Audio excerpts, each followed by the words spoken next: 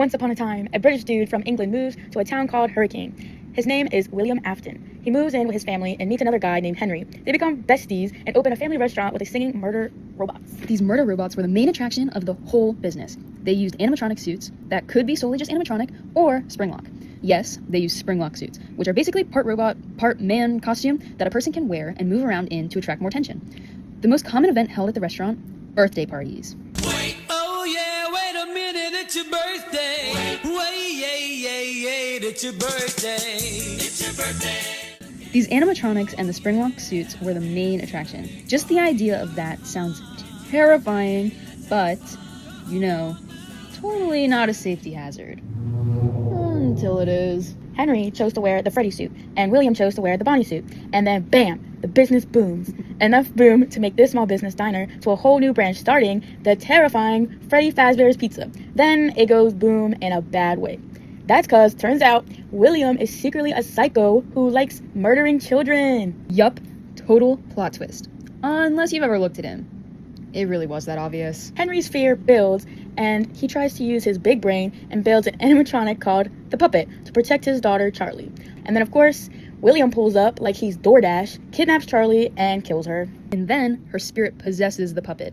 Because why wouldn't it? Meanwhile, William's kids are a mess. Evan, the little son, is shaking in his boots, terrified of these freaking animatronics. Then Mike, the older son, thinks that it's hilarious. So because homeboy Mike thinks his brother's fear of the animatronics, that should have been a sign to people, might I add, is so funny that Mike chooses to be silly and impress his friends by picking up his brother and shoved Evan's face near Freddy's mouth. Guess what happens when Mike shoved his brother in Freddy's mouth?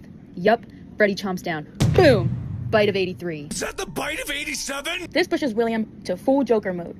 He then lures 5 kids into a back room while dressed as Spring Bonnie and kills them. After he does that, he stuffs their bodies into the animatronics like he's hiding snacks in a vending machine. And guess what? Their souls possess the suits too, cause why wouldn't they? Too bad there were 5 kids and only 4 suits. So, one unlucky soul gets yeeted into Golden Freddy. At that point, crap gets too crazy, and Henry's had enough, so he dips. William gets fired. He opens his own murder robot factory called Afton Robotics and builds Circus Baby, an animatronic designed to play with kids and then throw them into her stomach. William's daughter Elizabeth goes to this factory and gets too close to Baby. Then Baby goes full Iron Maiden. R.I.P. Elizabeth. Back to Mike, who is still alive. Mike had continued living his life, but never forgot what happened that night at Evan's party. He had to live with hella guilt because homeboy killed his own brother and blah blah blah.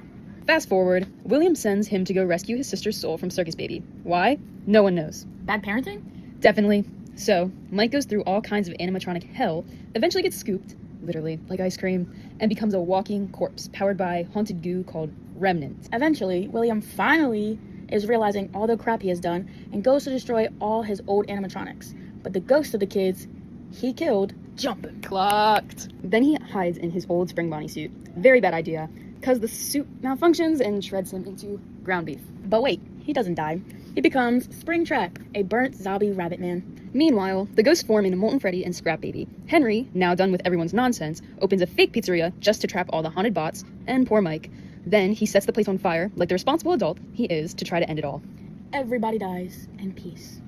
William somehow uploads his consciousness into the internet. He invades a VR game, and then possesses Vanessa, a security guard, turning her into Vanny, a furry with a knife. Furry with a knife? In Security Breach, we meet Glamrock Freddy, less murdery, Gregory, a possible robot child living in a mall, and a glam squad of killer animatronics. They rip out each other's parts, like it's Build-A-Bear Fight Club, to power up Freddy. Eventually, they find Burn Trap. Yup, William. Again, hiding underground in yet another evil lair. Everything burns again. Everybody dies again. Maybe. Probably not. The end. Until the books and the DLC and the movie. And never mind. Now Q&A time! How did FNAF impact American society? With its many different horror factors, FNAF popularized indie game development and even inspired new horror games more focused on suspense instead of gore. With the rise of the game came the rise of YouTube, as well as YouTubers' videos, which turned FNAF into an internet sensation. With how popular it became, it led to books, merch, and even a movie that released in 2023. FNAF had a large impact on American society through specific gameplay, content creators, and redefining horror game aspects. When was FNAF released? The first FNAF game was released August 8th, 2014, the second November 11th, 2014, the third March 2nd, 2015, and the fourth July 23rd, 2015. How many downloads does FNAF have?